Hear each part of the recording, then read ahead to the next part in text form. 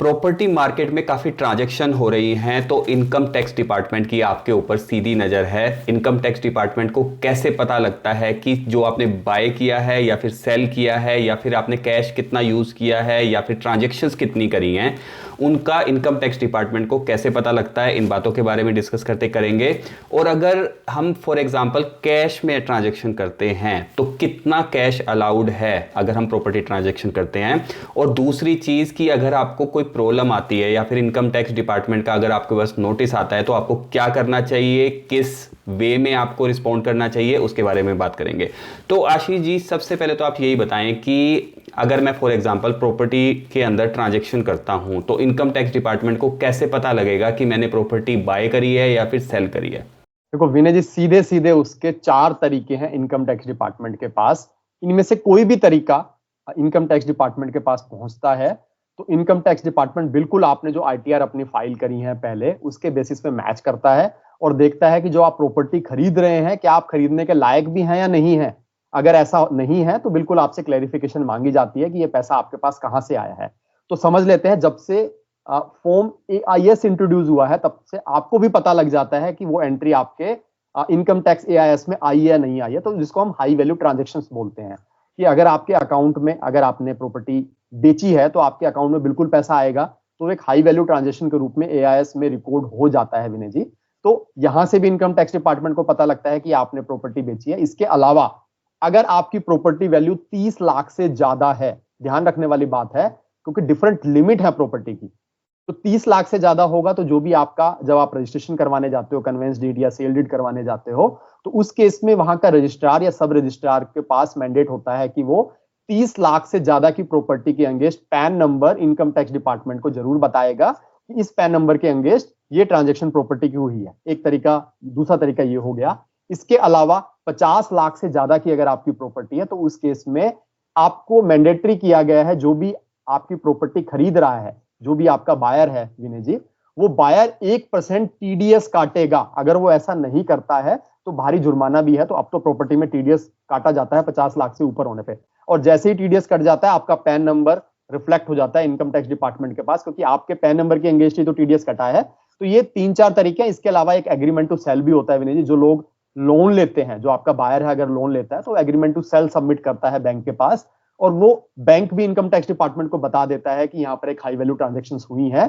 तो 3-4 मेथड है विनय जी जिसकी वजह से पता लगता है कि आपने प्रॉपर्टी में ट्रांजेक्शन करी है। और उसके अंगोष्ठ अगर आपने कैश बड़ी ट्रांजेक्शन करी है तो आपको सीधा सीधा नोटिस आ जाता है विनय जी। हाँ, जब भी आप अपना प्रॉपर्टी सेल और बाय करते हैं तो सेल करने में आपका short term capital gain tax, long term capital gain tax भी लगता है। उसको भी आप 100% बचा सकते हैं। उसका एक डिटेल वीडियो है वनी जी हमारे चैनल पे, तो जिन्होंने नहीं देखा है वो हम कमेंट सेक्शन में सबसे ऊपर पिन करके रखेंगे। तो अगर आपने प्रॉपर्टी बेची है, शॉर्ट टर्म या long term capital gain tax आप कैसे बचा सकते हैं, तो वो डिटेल वीडियो भी जाके जरूर देखेंगे। तो आशीष जी, ये तो बात होगी कि इनकम टैक्स डिपार्टमेंट को पता कैसे लगेगा, बट यहाँ पे इंडिया के अंदर बात करें तो कैश ट्रांजैक्शंस भी काफ़ी होती हैं कि प्रॉपर्टी टारगेट में कुछ कैश दे देते हैं और कुछ हम बैंक अकाउंट के थ्रू प्रॉपर्टी ट्रांजैक्शन करते हैं। तो यहाँ पे अगर मैं प्रॉपर्टी खरीद रहा हूँ तो मुझे कैश कितना मैं दे सकता हूँ और अलाउड लिमिट क्या है। देखो विनय जी, थोड़ी हंसी आएगी आपको भी, पर इनकम टैक्स डिपार्टमेंट इस मामले में काफी सख्त है।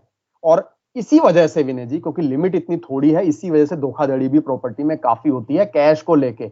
आप कैश दे देते हो और सामने वाला अगर मुकर जाता है या मना कर देता है, क्योंकि आईटी सेक्शन काफी स्ट्रिक्ट है। 269 एस सेक्शन की अगर मैं विनय जी बात करूं तो सीधा सीधा बताया गया है कि 20,000 से ज्यादा, ध्यान रखने वाली बात है, 20,000 रुपए से ज्यादा आप प्रॉपर्टी में कैश का ट्रांजेक्शन नहीं करेंगे। इसी का फायदा उठाते हुए प्रॉपर्टी में जब कैश की लेन देन होती है वहां पर धोखाधड़ी भी हो जाती है। तो ध्यान रखें, आप लोन प्रीपेमेंट कर रहे हैं या प्रॉपर्टी की ट्रांजेक्शन करनी है तो इनकम टैक्स डिपार्टमेंट कहता है कि 20,000 से ज्यादा का आप नहीं करेंगे, क्योंकि उस केस में आप स्टाम्प ड्यूटी की भी चोरी कर रहे हैं और long term capital gain tax भी अपना बचा रहे हैं, short term capital gain tax बचा रहे हैं। पेनल्टी क्या लगती है, ध्यान देने वाली बात विनय जी एक है, 271 डीए सेक्शन के अंतर्गत साफ साफ कहा गया है कि जो कैश लेगा, जो रिसीव करेगा, उसको परेशानी होगी। सीधा सीधा 100% पेनल्टी उससे ली जाएगी अगर पता लग जाता है कि इतना कैश इन्वॉल्व है। और गलती कहां होती है, जो भी आप एग्रीमेंट टू सेल करवाते हैं, जैसे वो पब्लिक होता है, रजिस्ट्रार के पास जाता है जिसमें कैश 20,000 से अगर ज्यादा लिखा हुआ है, तो उस केस में सीधा सीधा इनकम टैक्स डिपार्टमेंट आपको नोटिस भेजता है। फिर तो कोई चांस ही नहीं है कि नोटिस ना आए आपके पास और आपको पेनल्टी ना लगे। तो ध्यान रखने वाली बात है, इनकम टैक्स की लिमिट 20,000 रुपए की विनय जी है। तो एक और ध्यान रखनी है, कुछ लोग कहते हैं कि देखो जी मैं तो अपने बैंक अकाउंट से कैश निकलवा रहा हूं, फिर क्या समस्या होनी चाहिए।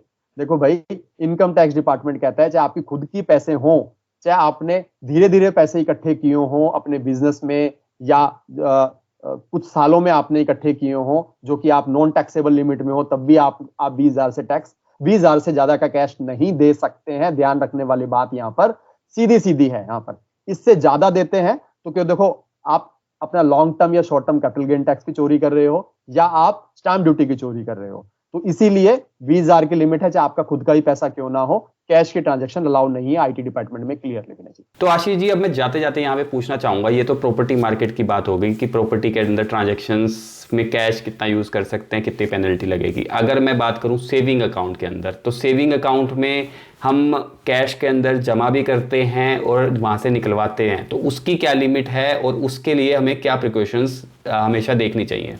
देखो विनय जी, 10 लाख से ज्यादा एक फाइनेंशियल ईयर में अगर आपका पैसा एक मुश्त जमा होता है सेविंग अकाउंट में, तो वो हाई वैल्यू ट्रांजैक्शन की तरह ट्रैक होता है विनय जी। उस केस में जैसा मैंने पहले बोला था, इनकम टैक्स डिपार्टमेंट आपका रिटर्न जो आपने फाइल किए हैं, आईटीआर जो फाइल किए हैं, उसके अकॉर्डिंग उसको कंपेरिजन करता है कि क्या आपके पास 10 लाख का एक मुश्त पैसा आना चाहिए था या किस कारण की वजह से आया।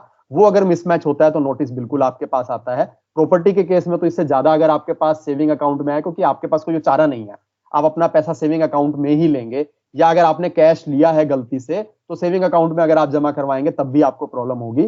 तो जैसे ही पैसा आपके सेविंग अकाउंट में आएगा तो इंश्योर करें कि उस साल का आप आईटीआर जरूर भरें, वहां पर अपना लॉन्ग टर्म या short term capital gain tax जरूर रिकॉर्ड करें सेविंग अकाउंट में, क्योंकि आपके पास पैसा आया, ताकि इनकम टैक्स डिपार्टमेंट को पता चले कि जो हाई वैल्यू ट्रांजेक्शन हुई है उसके अंगेंस्ट आपने पूरा डिक्लेरेशन दी है कि किस वजह से आया है, उस पर इनकम टैक्स बनता था तो आपने जरूर दिया है, लॉन्ग टर्म कैपिटल गेन अगर बच सकता था तो आपने उसको कैसे बचाया है। और कैश की अगर हम बात करें, ध्यान रखने वाली बात है, देखो ऐसा कोई लिमिट नहीं रखी गई है, पर हाँ मैंडेट किया गया है कि आजकल तो 1 लाख अगर आप कैश जमा कराते हैं सेविंग अकाउंट में, तब भी आपके पास क्लैरिफिकेशन के लिए इनकम टैक्स डिपार्टमेंट की क्वेरी आ जाती है। और कहीं अगर आपने 5 लाख रुपए एक मुश्त कैश जमा करवाया अपने सेविंग अकाउंट में, उस केस में तो इनकम टैक्स की पक्के से पक्का आपको क्वेरी जरूर आएगी, आपसे जरूर पूछा जाएगा। और उस केस में अगर आप सही से आंसर नहीं कर पाते तो पेनल्टी के साथ साथ एक भारी आपको नुकसान देखने को मिल सकता है। तो ध्यान रखें, प्रॉपर्टी की ट्रांजैक्शंस काफी हो रही हैं इस समय पर, तो ध्यान रखना है कि आपके साथ कोई धोखाधड़ी ना हो, आपको इनकम टैक्स की डिपार्टमेंट की तरफ से कोई परेशानी ना हो।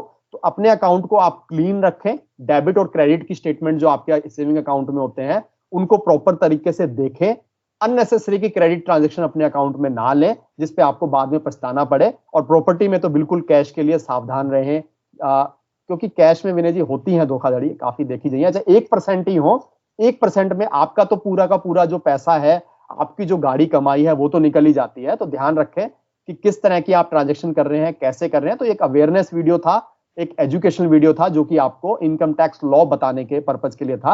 इसके अलावा फिर भी आपका कोई क्वेश्चन है, कमेंट है प्रॉपर्टी से रिलेटेड, तो कमेंट सेक्शन में जरूर लिखें। आज का वीडियो हम यहीं खत्म करते हैं। थैंक यू, धन्यवाद।